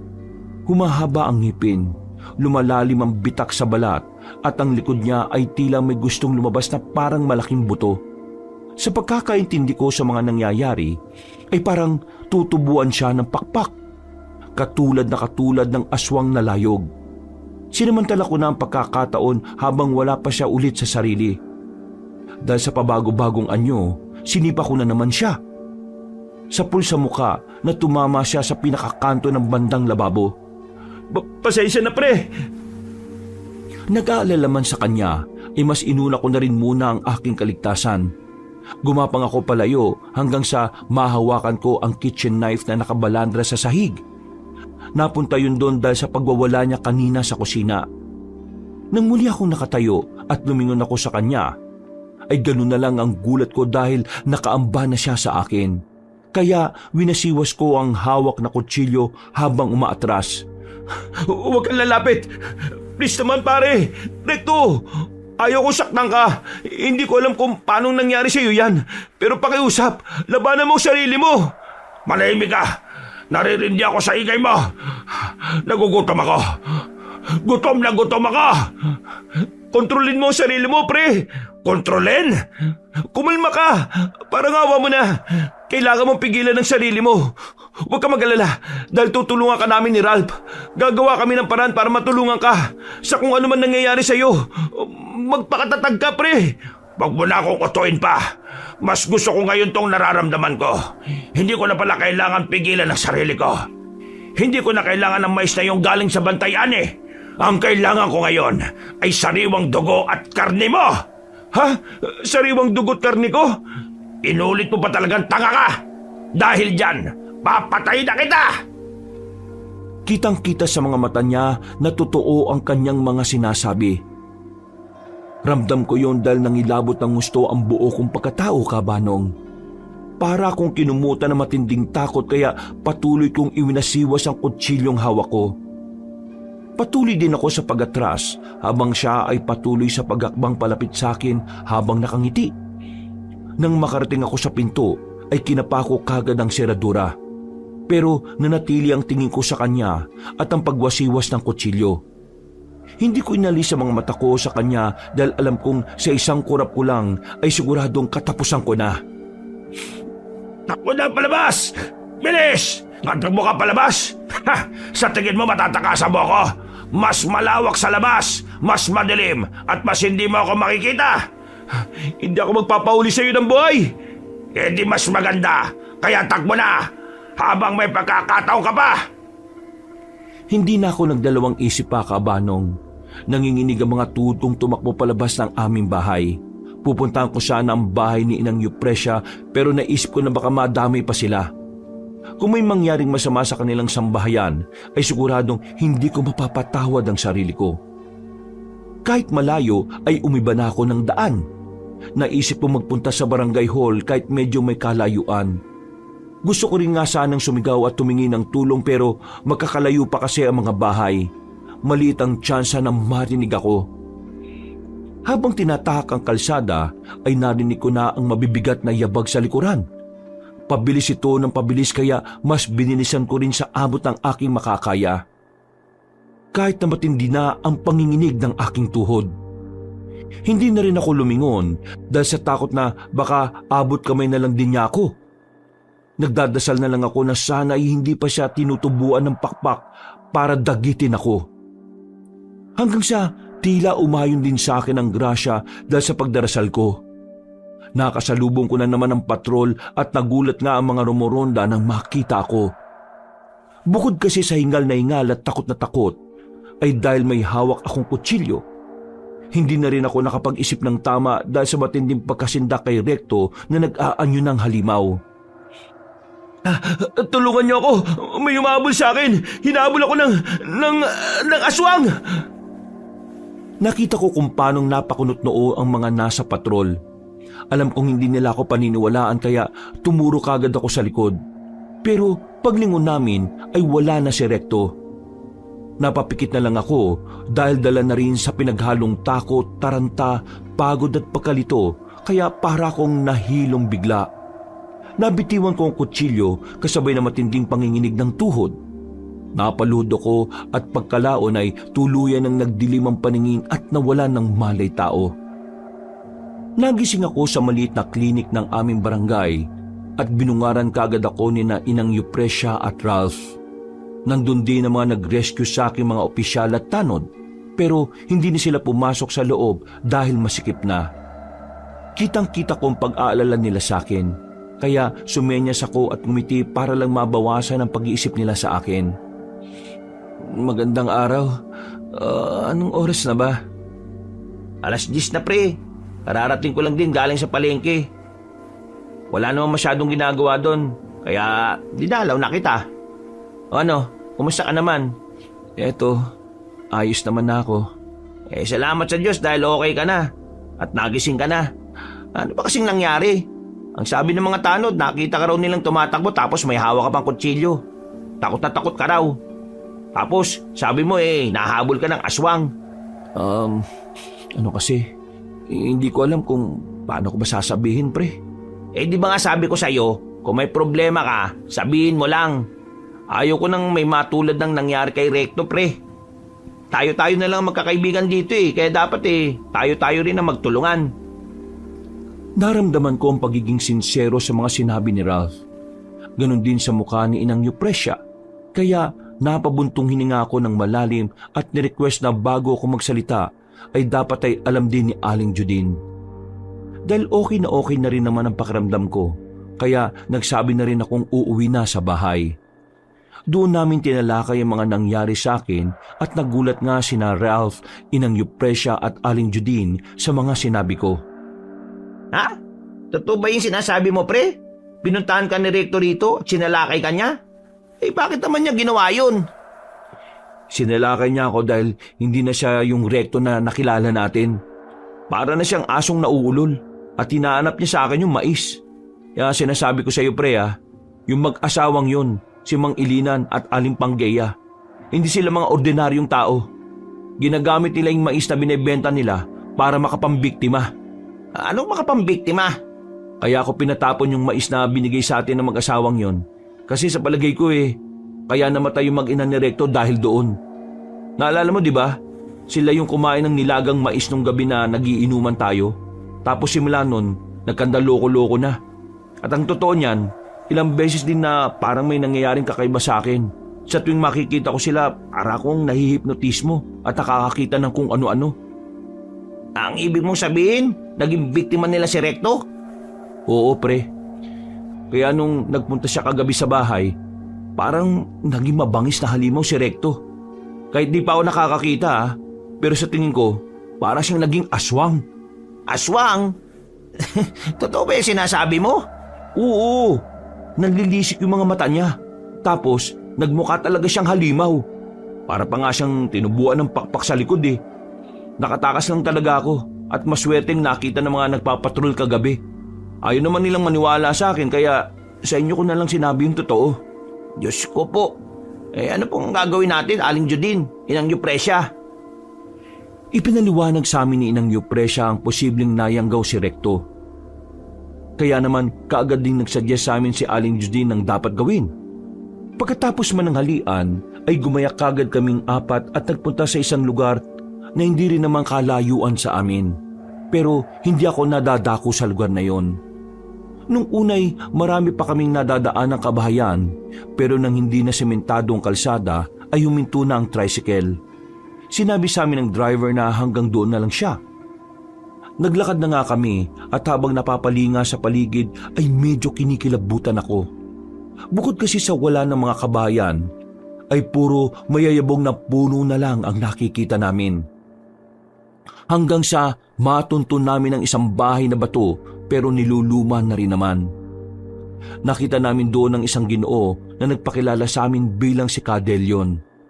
Isang matandang lalaki na marami raw alam patungkol sa mga kababalaghan, kahit pa aswang. Maliit lang siya at mahahalata na ang katandaan. Kaya nang lumapit kami ni Ralph ay nagmano kami bilang paggalang. Pero nang magtama ang aming mga mata, hindi ko inaasahan ang sinabi niya. May nakadikit sa iyong sumpa. Ang ganda naman po ng bungad niyo sa akin, Cadelion. Tama lang na dito ka dinala ni Judin dahil sinisiguro kong matutulungan kita. Ay, naku, maraming salamat to. Pumasok na kayo sa loob para makapagsimula na tayo kaagad. Pagpasok namin sa loob ng bahay ni Cadelion, ay mas lalong naging weirdo ang pakiramdam ko. Nakakatakot din kasi ang mga display niya roon, na kung ano-anong klase ng kwintas at mga halamang gamot. Inanyayahan niya kaming apat sa isang silid at doon nga namin sinimulang ikwento ang mga nangyari. Tama ang sinabi mo, Yupresya. Sigurado kong nayanggaw si Recto. At ang gumawa nun ay ang mag-asawang layog na sina Ilinan at Panggeya. Kilala ko ang mga yon. Tinatawag silang bantay-ani dahil pinoprotektahan nila ang mga pananim laban sa mga sakim. At hindi aksidente kung bakit nyo sila nakatagpo. Siguradong kaya sila nasa barangay niya ay dahil may gusto silang bigyan ng leksyon. Ano pong ibig niyo sabihin? Kamakailan lang, pagkatapos pumutok ng balita patungkol sa lalaking manananggal sa isang barangay. Narinig ko na noong nakaraan pa mula sa kaibigan kong lamang lupa ang tungkol sa pangyayaring ito. Meron nga raw pinarurusa ng mga aswang na layog sa isang barangay. Ang inakala ng mga taga roon ay namatay ang mga taong iyon dahil sa ordinalong sakit lang. Pero ang totoo ay pinatay sila ng mag-asawang aswang na layog. Hindi ko sukat akalain na lugar niyo ang tinutukoy na iyon. Pero bakit po ang lugar namin at pati ang kaibigan ko? Ang mag-asawang aswang na layog ang makakasagot yan. Tanungin mo sila kapag nagkita kayo. Ho? Magkita kami? Paano po kami magkikita? Ipapatawag ko sila rito. Teka lang po, Cadelion. Kung aswang ang mga yon, bakit po sila kailangan papuntain dito? Baka mas mapahamak lang po ang kaibigan ko. Parang ginawa niyo naman po yatang pain. Yun lang din naman ang paraan para mawala ang sumpang binigay nila kay Donnie. Sumpa? Hindi ba'y sinabi ko na kanina na nababalot siya ng sumpa ng mag-asawang layog na yon? At alam niyo ba kung anong ibig sabihin nun? Ano po bang ibig sabihin nun? Lahat ng mga taong niyayanggaw nila, ikaw ang unang pupuntahan. Ano pong klaseng sumpa yun? Gusto mo ba talagang malaman? Opo, sana eh. Ikaw ang napili nilang susunod na maging bantay-aning. Sa'yo nila ipapasa ang maywagang sisiw na itim at mabubuhay ka ng hanggang hindi mo yun na ipapasa sa mapipili mong bagong bantay-ani. Kahit ipinaliwanag na niya, ay hindi ko pa rin naiintindihan ang ibig sabihin ng bantay-ani na yon, Kabanong. Pero nangilabot ng gusto ang katawan ko habang nakikinig sa kanya. Habang sinasabi kasi yun ni Cadelion, ay ramdam kong delikado ang tinutukoy niya. At ayaw ko rin na maging kasangkapan ng kasamaan.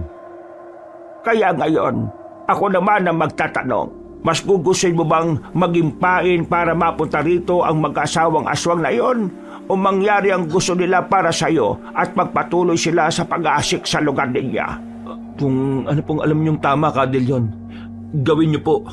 Nagtitiwala ka ba sa akin? Tinatanong ko ito dahil importante na meron kang tiwala sa kapwang nakasalalay ang buhay mo. Oo, kung paanong nagtiwala po ako kay Aling Judine, ipinagkakatiwala ko din po sa inyong lahat. Sige, maigi. Higit sa lahat, kahit sino sa atin dito, mas mainam na unang-una tayo magtiwala sa Panginoon na siyang may likha ng lahat. Instrumento lang ang mga katulad ko para mapuksa at mapatahimik ang mga alagad ng kaniliman. Opo, maraming salamat po. Salamat po at pasensya na, Cadelion, sa mga nasabi ko kanina. Pagkangiti niya sa amin, ay saglit muna kaming nagpahinga. Ayon kasi sa manggagamot, sisimulan ng lahat kapag kumagat na ang dilim. Kaya habang naroon, ay naganda muna kami sa lahat ng mga kailangan at mabilis na lumipas ang oras, Kabanong. Pasado 6:00 ng gabi. Nagtipon na kami sa sala. Binuksan din ni Cadelion ang mga bintana. Inalis niya ang mga kortina para raw mabilis kaming makita ng mga nasa labas. Nasa lamesa na rin ang mga gamit niya para sa pagtawag ng mag-asawang aswang na layog. Hindi ko alam kung paano niya gagawin yon, pero habang pinagmamasdan ko lang ang mga instrumento ay para na akong naiihi sa takot. Nagbigay din siya sa amin ng pulang porselas na nakalimutan ko na ang tawag. Pagkatapos ay isa-isa niyang pinahawak ng mga dahon sina Inang Eupresia, Aling Judine at Ralph. Ako naman ay pinahawak niya ng batubalani sa magkabila kong kamay at pinakuyom ito. Yan ang magsisilbi mong proteksyon. Pero kapag dumating na ang ating mga bisita, kayong lahat, huwag kayo makatubiling gamitin ng itim na buhangin na nasa mga garapon sa ibaba ng lamesa. Salamat po, Cadelion. Ano? Handa na ba kayo? Opo. Sige, magsisimula na tayo. Sinimulan na niyang sindihan ng 3 kandilang itim na nakapormang triangulo. Sa gitna nun ay merong maliit na boteng may lamang langis. Ayon sa kanya, kukulo raw yun kapag may aswang nasa paligid at depende sa lahat ng pagkulo kung gaano nakalapit ang nasabing nilalang.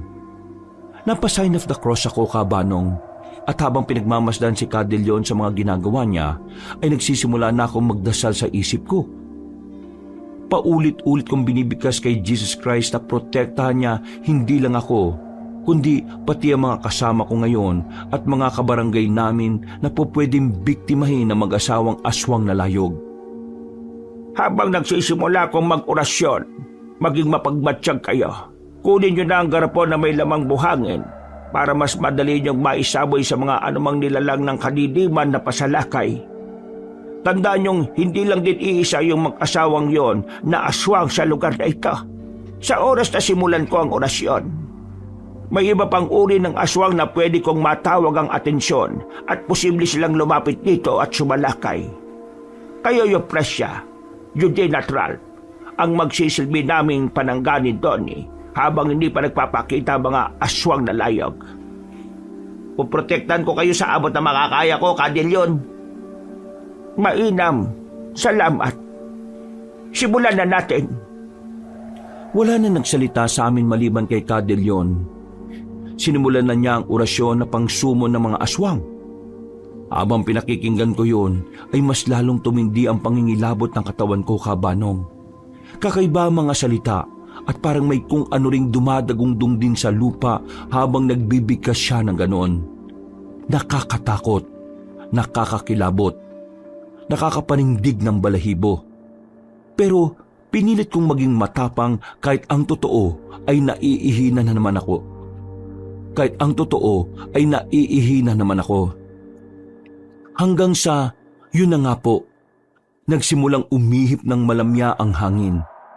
Napalingon ako sa labas pero wala nang masyadong kakaiba. Ang mga kapunuan lang ay malamya rin nagsasayawan dahil sa hangin. Pero pagdampi sa katawan nito ay para akong nagyelo sa lamig. Napayakap talaga ako ng husto sa sarili ko. Kaya napalingon ako kay Cadelion. Seryoso pa rin siyang nakapikit habang patuloy sa ginagawa. Mas lalo tuloy ako natakot dahil parang may sumasabay sa boses niya. Tinig na parabang galing sa ibang dimensyon. Mas nakakatakot, mas nakakakilabot, at mas nakakapanindig ng balahibo. Iginala ko ang tingin ko sa mga kasama ko at si Ralph na lang ang nakita kong nakadilat. Sina Inang Eupresia at Aling Judine ay taimtim na rin na nananalangin sa sari-sarili nila. Huwag ka matakot, pre, dahil magiging ayos din ang lahat. Salamat ha. At eksaktong pagkasabi niya noon at kakaibang puwersa ng kasamaan sa paligid. Pagkatapos ng ikatlong orasyon ni Cadelion ay nakita kong unti-unting nang kumulo ang langis sa nasa mesa. Palakas yun ng palakas kaya mas lalo rin akong kinabahan. Pagtingin namin sa labas ng bintana ay may nakita na nga kaming isang nakakatakot na nilalang. Pero hindi ito yung aswang na layog na nakita ko. Kakaiba ito na maliit lang pero nakakasindak ang itsura. Anong klaseng alimaw yan? Sayang aswang. Madali ka na, Ralph. Sabuyan mo ng itim na buhagin. Wala nang inaksayang oras si Ralph. Dali-dali siyang kumuha ng itim na buhangin sa garapong hawak niya at sinaboy sa labas ng bintana. Nung una ay nakaiwas pa ang nasabing nilalang pero sa ikalawa niyang pagsaboy ay nasapol na ito at mismong sa muka. Dinig na dinig namin kung paanong naggumiyaw ang nasabing aswang. Galit na galit yun at sinubukan pang muling sumugod pero muling nagsaboy ang aking kaibigan. Nang tumama yun sa katawan ng aswang, ay unti-unting nasunog ang katawan nito hanggang sa malusaw. Nagulat ako sa akin nakita dahil ito ang unang beses kong makainkwentro ng ganoong bagay, Kabanong. Hayaan mo na sila dyan at ituon mo ang atensyon mo sa ginagawa natin. Kailangan mapapunta natin dito ang aswang na layog na yon bago pa dumami ang mga aswang at hindi na natin makontrol pa ang sitwasyon. Opo. Hindi ko na nga muna nilingon si Ralph at iba pa katulad ng bilin sa akin. Pero sa tuwing makakarinig ako ng kakaibang ingay sa labas ay hindi ko talaga maiwasang hindi mapasulyap. At meron na naman ngang dumating na 3 aswang. Kaya kahit kinakabahan si na Inang Eupresia at Aling Judine ay tumulong na sila kay Ralph. Hindi ko na nakita kung paano nila sinagupa ang mga yon. Pero narinig ko na lang ang paghiyaw sa galit ng mga aswang sa labas. Nakikita ko rin ang anino ng apoy, kung paanong mga nasusunog na sila. Mas lalo tuloy umusbong ang kaba ko. Hindi na rin para sa akin, kundi para sa mga kasama ko. Baka kasi mapahamak pa sila ng dahil lang sa akin. Nagsunod-sunod na nga kasi ang pagdating ng iba't ibang uri ng aswang at kitang-kita ko sa mga mukha ng kasama ko kung paano silang mahirapan at matakot sa mga nangyayari.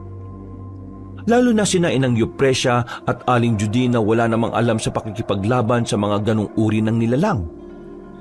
Matagal pa po ba silang darating, Cadelion? Hindi ko rin alam. Ang mabuti pa'y maghintay pa tayo ng kaunti, Dodi. Baka pumapahamak na sina Inang Eupresia at Aling Judine Hindi. Hindi ko pababayaan na mapahamak ang lahat dito sa pamamahay ko. Natatakot na po ako, Cadelion. Mas lalong tumindi ang pagkulo ng bote hanggang sa nagulat na lang kami nang sumigaw si Aling Judine. Pagtingin namin sa labas ay nanlalaki rin ang mga mata ko sa aking nakita. Nandun na kasi si Recto. Ibang-iba na ang itsura niya at meron na siyang pakpak. Nandito na si Recto! Nandito na siya! Pero hindi na siya yan! Tuluyan na siyang layanggaw. Diyos ko po! Paano namin siya lalabanan? Hindi ko siya pwedeng sabuyin ng itim na buhangin dahil masusunog siya at mamamatay. Kung hindi mo gagawin yan, posibleng lahat tayo rito ay mapahamak. Kailangan mo siyang patayin kung kinakailangan. Nanlambot ako sa narinig kong yon, Kabanong.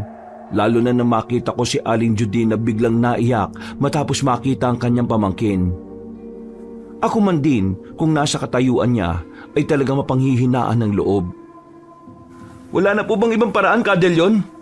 Kung makakaya natin pigilan si Recto habang hindi pa dumarating ang mag-asawang aswang na layog, kung mapipigilan niyo yon hanggang matapos tayo sa pakikipagsagupa, makakaya ko siyang tulungan dahil bagong yanggaw lang siya. Hindi pa naman huli ang lahat. Hindi pa nga natatapos si Cadellion sa pagsasalita ay nakita na naming tumalon sa bintana si Ralph. Gusto ko man siyang pigilan pero huli na dahil matapang na niyang hinarap ang aming kaibigan. Cadelyon! Iligtas mo ang kaibigan ko si Recto at alisin mo ang nakakapit sa kanyang sumpa. Patayin mo ang mag-asawang yan. Patayin mo ang mag-asawang aswang na yon. At ako nang bahala kay Recto. Nababaliw ka na ba, Ralph? Anong ginagawa mo? Baka ikaw mapatay ni Recto. Mag-focus ka lang dyan, pare. Ako nang bahala rito. Hindi ko na nagawang makasagot dahil tumakbo na siya pasugod kay Recto. Sinabihan na rin ako ni Cadellion na mag-concentrate dahil baka may dumating pang aswang bago dumating ang hinahanap naming mag-asawa. At hindi nga siya nagkamali dahil may dumating pang ang dalawang aswang na kung tawagin ay luwad. Kulay putik sila na amoy lupa. Nanlilisik ang mga mata at naglalaway na parang takam na takam sa sariwang karne at dugo ng tao. Kahit natatakot ay wala namang magawa sina Inang Eupresia at Aling Judine kundi ang lumaban. Pero kamalas-malasa naman dahil naubos na pala, Kabanong, ang mga hawak nila sa garapon. Bago pa sila makakuha ng panibago ay nakapasok at nakasampa na sa bintana ang mga aswang. Mabuti na lang ay kaagad umaksyon si Cadellion. Gamit ang kanyang tungkod ay hinampas niya ang kamay ng mga aswang na nakasampa.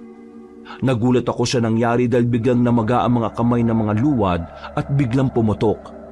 Nahulog sila sa lupa at naglupasay sa lupa na parang mga bulating binudbura ng asin. Ano po ginawa niyo? Sinabi ko naman sa iyo, hindi ko hahayaan na may mangyari masama sa inyo. Hindi ordinaryong baston na ito. Gawa ito sa puno ng nara na binisbasan sa 7 simbahan at sa bundok ng Banahaw. Sagrado rin ito dahil may selyo ng orasyon. Kaya ang sino mga alagad na kadiliman na dumikit dito ay siguradong katapusan na nila. Ang galing! Pero hindi pa dapat tayo magpakampante dahil wala pang mag-asawang layog na yon. Nandiyan na po sila. Sabay kaming napatingin sa hindi kalayuan at nakita na nga namin na mag-asawang magmamais na sina Mang Ilinan at Aling Panggaya. Dala-dala nila ang kariton na may laman pang mga mais. Nakangiti silang huminto sa tapat ng bakuran na parang wala lang. Sila na nga po talaga yan, Cadellion. Oo nga. Hindi pa rin nagbabago mga itsura at kalooban nila hanggang ngayon. Mabuti naman at pinakinggan niyo ang pagtawag ko sa inyo mag-asawa. Akala ko kailangan ko pa kayong puntahan sa bukid. Pakialamero ka pa rin, Dalyon. Masamang nilalang pa rin kayong mag-asawa, katulad ng dati. Umigil ka. Hindi ba at may kasunduan tayo? Ako ba ang lumabag sa kasunduan o kayo? Sino nagsabi sa inyo na po pwede niyong gawin ang gusto niya? Mga walang diyang aswang talaga kaya. Ikaw ang walang hiya. Pakialamero ka sa may buhay na may buhay. Binala ko na kayong magpapatay ng mga inosenteng tao. Pero ginawa niyo pa rin talaga. Kaya hindi ko na palalampasin ang mga ito. Hindi inosente ang mga taong yan. Binigyan namin sila ng leksyon dahil mga gahaman sila. Iba yata yun sa pagpatay. Animal kang aswang ka. Yun ang leksyon na nababagay sa kanila. Inosenteng bata at mag-ina ang ginamay niya. Dapat talaga pinatay ko na kayo noon pa. Ikaw ang dapat pinatay na namin sana noon pa. Kaya ngayon nakikialam ka na naman sa mga plano namin. Hindi na namin ito palalampasin pa. Mamamatay kayong lahat at itatagal namin si Donnie bilang bagong bantay ali. Kayo ang mamamatay ngayong gabi kita. Kitang-kita namin kung paanong unti-unting magpalit ng anyo ang mag-asawang nagtitinda ng mais. At habang ginagawa nila ang pagpapalit ng anyo, ay mas tumindi ang pagkulo ng langis sa boteng nasa mesa. Hanggang sa pumutok ito, kaya napapikit ako sa gulat. Pagdilat ko ng mga mata, ay doon ko na nakita ang totoong anyo na mag-asawang layog. Pareho silang mukhang paniki, lubog ang ilong, nakausli ang matutulis ng ngipin. Naglalaway ang bibig na may mahabang mga dila. Matulis ang tenga, pati ang mga kuko. Maitim na nangingintab ang kutis at nanlilisik ng gusto ang mga mata nila na tila kaya ka ng patayin sa tingin pa lang. Ang pinagkaiba lang nila, may ilang piraso ng tila lagas-lagas na buhok ni Aling Panggeya at mas malaki ang mga pakpak niya. Si Mang Ilina naman ay maliit lang ang pakpak pero ang talim nito sa dulo ay mas mahaba at mas matutulis. Sabay silang nagkampay ng mga pakpak at para yung malakas na unos na sumalubong sa amin. Kusa na lang umaksyon ang katawang ko kabanong. Hinata ko kagad sina Inang Eupresia at Aling Judine palayo sa bintana. Mabuti na lang nga ay ginawa ko yon dahil nang bumulusok doon ng hangin ay nag-iba ang buong bahagi kung saan sila naroon kanina. Kahit si Cadillon ay nagulat din sa nangyari. Kitang-kita ko sa mga mata niya. Bakit? Parang gulat na gulat ka sa nakita mo Hindi ka ba makapaniwala na malaki na ang nabago sa amin? Kung sa tingin mo ay katulad pa rin kami ng dati, nagkakamali ka. Nagpalakas din kami para mapatay ka na rin talaga. At hindi lang kami ang gustong gawin yon. Dahil marami pang iba. Aminin kong nagulat ako dahil lumakas ka kayo. Pero meron pa rin hindi nagbago sa inyo. Anong ibig mo sabihin? Mga hunghang pa rin kayo sa pag-aakalang mapapatay niyo ako kahit na matanda na ako. Baliw lang ang mag-iisip niyan. Humanda kayo sa akin at matitikman niyo ang galit ko. Ayaw kumanda dahil mamamatay na kayong lahat nito. Nakita ko matinding galit sa mukha ni Mang Ilinan. Pero ang mas natuunan ko ng pansin ay si Aling Panggeya na binuhat ang kariton at hinagis pa itaas. Maya-maya lang ay para tuloy umulan ng mais at ang magbagsakan yun sa lupa, nakarinig kami ng mahihinang ugong mula sa hindi kalayuan. Palakas yun ng palakas hanggang sa may mga nagdatingan pang ibang nayanggaw maliban kay Recto. Sige mga alagad! Kunin niyo na ang bagong bantayan ang bagong magbibigay sa inyo ng pagkaing mais. Kunin niyo siya at patayin ang lahat ng hahadlang sa inyo. Ang lahat ng mga namumulang mga mata na aswang ay biglang tumuon sa akin. At dahil dito, itinulak ko palayo si Inang Eupresia at Tiang Judine para hindi na madamay pa. Nagsimula nang sumugod sa akin ang mga aswang. Tinakbuhan ko sila hanggang sa makarating ako sa kusina ng bahay ni Cadillon. Nakita ko pa nga siyang tutulong sa akin pero inatake naman siya na mag-asawang layog. Mabuti na lang din ay nakuha kong isang garapon na may lamang itim na buhangin. Kaya pinagsasasabuyan ko ang mga sumunod na aswang. Pero hindi rin naman sila naubos at tinamaan lahat. Nagulat na lang ako. Mula sa bintana sa kanan ay may biglang sumulpot na aswang at hinatak ako palabas. Dahil dito ay nabitiwan ko ang garapon. Nabasag yun at nagkalat sa lupa ang mga buhangin. Pareho rin kaming nadapa ng aswang pero nagsumikap ako makatayo kagad hanggang sa may tumusok sa paa ko. Pagtingin ko ay kuko ito ng aswang na humatak sa akin.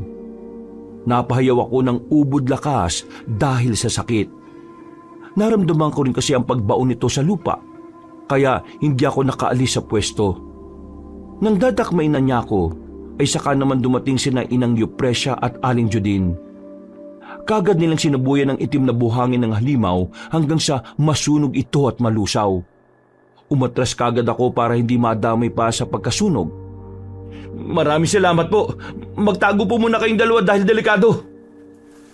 Pero kahit anong sabi ko sa kanila, ay nagpumilit pa rin silang proteksyonan ako. Kaya sinikap ko rin maglakad kahit ang totoo ay ramdam na ramdam ko na ang matinding kirot. Pagkaikot namin ay sumalubong pa ang 4 na aswang. Pero wala naman yung mga nagawa dahil sinabuyan naman sila ng itim na buhangin. Mga nasunog na silang lahat at tumakbo na kami palayo sa bakuran. Magtago na po kayo sa ligtas na lugar, Inang Eupresia at Aling Judin. Pupuntahan ko po si Cadelion. Kailangan nila ng tulong ko. Sige na po, parang awa niyo na po. Mas mapapanatag ako kung magtatago na kayo. Napasunod ko rin ang dalawang may edad na babae. Nang makita kong ligtas na silang nagtatago sa isang kubo ni Cadelion, ay dali-dali akong umalis. Pagdating ko sa harap ng bakuran ay inabutan ko nga silang nagsasagupang tatlo. Kitang-kita sa mukha ni Cadelion ang pagod at hirap, pero sinisikap niyang lumaban. Nag-alala ko para sa kanya, Kabanong. Pero nang makita ko ang lagay ni Mang Ilinan at Aling Panggeya ay nanlaki ang aking mga mata. Duguan kasi sila at parang sila pa yata ang dihado sa labanan. Cadelion! Anak ng tokwa, bakit nagpakita ka pa rito? Ikaw nga ang tinatarget ng dalawang to eh. Libangan mo ba ang magtanga-tangaan, ha, Donnie? Ho? Ano pong sinasabi nyo? Akala ko po kasi kailangan nyo ng tulong eh. Mukha bang kailangan ko ng tulong? Tignan mo nga sa amin kung sino ang mas dehado. Ho? Bilis na! Takbo na at magtago ka na muna! Lumipad si Aling Panggeya sa direksyon ko, kaya tumakbo ko palayo. Si Cadelion naman ay pumigil din pero hinarangan siya ni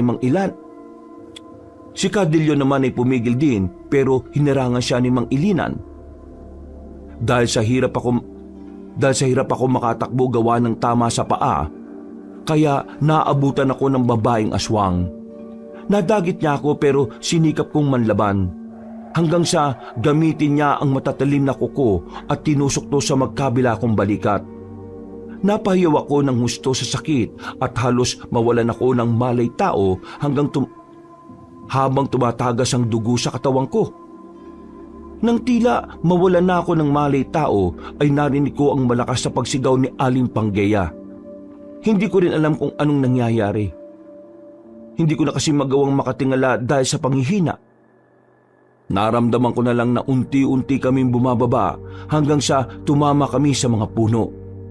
Natanggal lang ang pagkakatusok niya sa balikat ko kaya dumausdos ako pababa.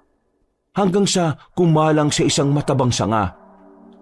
Nakita ko naman na dumire-diretso si Aling Panggeya hanggang sa mahulog sa pinakababa, sa lupa. Malabo na ang paningin ko dahil sa sobrang panghihina. Pero sigurado ako na sina Inang Eupresia at Aling Judin ang dumating para saklolohan ako. At maya-maya lang din ay napamulagat ako matapos makitang nag-aapoy na si Aling Panggeya at tuluyan ng natupok at namatay. Habang nakatingin sa akin ng dalawang ginang, ay nakarinig kami ng malakas na ungol mula sa hindi kalayuan. Sigurado kong si Mang Ilinan na yon, kaya kahit nangihina ay pinilit ko pa rin makasigaw. Inang Eupresia! Aling Judin! Alis na po kayo! Paparating na po si Mang Ilinan! At hindi nga ako nagkamali. Mula sa hindi kalayuan ay nakita kong papalapit sa nasusunog na aswang ang matandang lalaking layog. Paglapag niya ay hindi rin naman siya nakalapit dahil lumarang sina Inang Eupresia at Aling Judin. Eksakto na naputo lang siya nga na kinalalagyan ko at nahulog ako sa likod nila. Masakit man ang aking pakiramdam ay pinilit kong tumayo. Anong ginawa niyo sa asawa ko? Pinatay niyo si Panggeya! Magbabayad kayo! Sumuko ka na, Ilinan! Nakita mo naman at patay na ang asawa mo! Napalilibutan ka na namin! Kaya wala nang dahilan para lumaban pa! Hindi! Hindi ako magpapauli ng buhay sa inyo! Mas mabuti para sa akin para wala ring dahilan para kaawaan kita! Mamamatay na kayong lahat!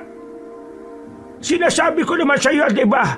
Kayo ng asawa at kapwa mo aswang ang mamamatay ngayong gabi. Ito na ang katapusan ng mga bantayan eh. Wala nang susunod sa yapak mo. At mambibiktima sa ilang mga tao. Wala nang magpapanggap na mga mag-asawang nagtitinda ng mais. Walang hiya ka talaga. Papatayin kita! Papatayin kita! Sumalaki pa nga si Mang Ilinan pero walang kabuhay-buhay lang siyang iniwasan ni Cadelion. Habang nakasandal ako sa puno at inaalalayan ng dalawang ginang, pinagmasdan lang namin sila. Paulit-ulit lang sa pagsalakay ang matandang lalaking aswang pero wala na siyang napapala sa mga nangyayari. hanggang sa pinatid na lang siya ni Cadelion. Sumubsob ang mukha niya at tuminto sa harap mismo ng nasusunog pa rin niyang asawa. Daan-daan siyang bumangon at paupong pinagmasdan yon. Napatanga naman kaming lahat dahil tila ayaw na rin niyang lumaban pa. At unti-unti ngang nagsaan yung tao si Mang Ilinan. Kitang-kita ko ang pagkuyom ng mga kamao niya habang umiiyak dahil sa matinding paghihinagpis. Asensya ka na, mahal kong Panggeya. Hindi kita naprotektahan laban sa mga hayop na taong ito. Pero mangako ko sa iyo, kung loloobin ng Diyos na kaniliman na mabuhay tayong ulit na magkasama sa kahit sampang mundo, hindi na kita pababayaan. Hindi ko alam kabanong kung anong nararamdaman ko habang sinasabi ni Mang Ilinan ng mga yon. Alam kong aswang siya at masama. Pero sa kabilang banda ay nakaramdam pa rin ako ng matinding awa. Kahit papano kasi ay mga nilalang pa rin naman sila at may karapatang mabuhay. At nagulat na lang kami dahil bigla niyang niyakap ang asawa niyang nasusunog. Sumigaw siya ng sumigaw dahil sa sakit hanggang sa unti-unti na rin siyang magliyab at matupok ng apoy. Nang malusaw ang mga katawan nila, ay nagulat kami dahil may itim na sisiw na lumitaw mula sa pwesto nila kanina. Namumula ang mga mata nito at tila mamasa-masapak kaya nahiwagaan kami ni na Inang Eupresya at Aling Judin. Huwag kayong magtatangkang lumapit sa sisiw na yan, lalo ka na doon eh. Po, ano po bang sisiw na yan? Yan ang ugat ng pagiging layog nila. Yan yung dahilan ng pagiging bantay-ani nilang magkasawa. At dahil ikaw ang itinalaga nila, kapag lumapit ka dyan, siguradong papasok yan sa katawan mo. At kapag nangyari yon, mahihirapan akong mailigtas ka dahil hindi naman ito katulad ng pagkayanggaw lang. Sa iyo mismo inilipat ang kapangyarihan ng mag-asawang nagtitinda ng mais. Nakakatakot naman yan. Napatras kami ng bigla nang lumakad palapit sa akin ang sisiw. Nanlilisik ang mga mata nito at biglang bumilis na parang manok na nagagalit. Mabuti na lang ay mamilis din ang pag-aksyon ni Cadelion kahit pa pagod na rin siya. Dinakma niya ang nasabing sisiw at kagad na ikinulong sa garapon na may itim na buhangin.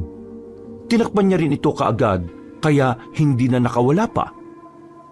Matagal pa bago tuluyang mapuksa itong itim na sisiw. Pero magandang balita dahil wala ka na sa ilalim ng sumpa ng mag-asawang yon. Salamat sa Diyos. Pero nasa na po si Ralph? Nandito ako, guys! Natagulan ako bago ko mapatay itong si Recto eh.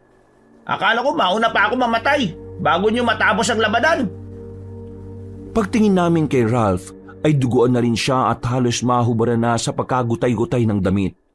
Si Recto naman ay walang malay habang nakatali ng mahigpit. Napangiti na lang din ako kahit napapaisip kung saan siya nakakuha ng ganoon na kakapal na tali. At nang pagmasdan ko si Aling Judin ay halos mapayak siya pagkakita sa pamangkin. Cadelion, ngayon patay na po yung mag-asawang nagtitinda ng mais. Nakalaya na rin po ba sa sumpa ng pagkayanggaw si Recto? Hindi pa. Kailangan ko pa siyang gamutin. Bakit po ganun?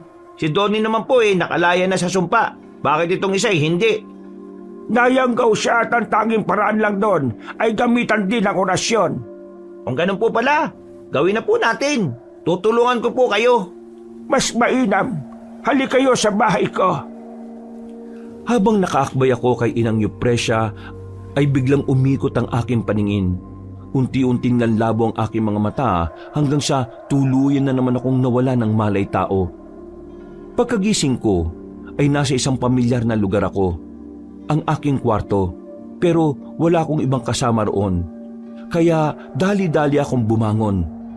Napaaray lang ako kabanong nang maramdaman ng matinding sakit sa buong katawan ko. Lalo na sa magkabilang balikat. Pagtingin ko ay buong katawan ko pala ang nakabenda. Inalala ko nangyari hanggang sa bumukas ang pinto ng kwarto. Mula sa labas ay nagmamadaling pumasok si Ralph. Uy pre, huwag ka munang tumayo. Sabi ng doktor kailangan mo pa ng bed rest. Inuwi ka lang namin dito dahil ligtas ka naman daw Wala na rin kasing pambayad sa ospital. Ang mahalaga naman all goods ka na. Oo, salamat sa Diyos.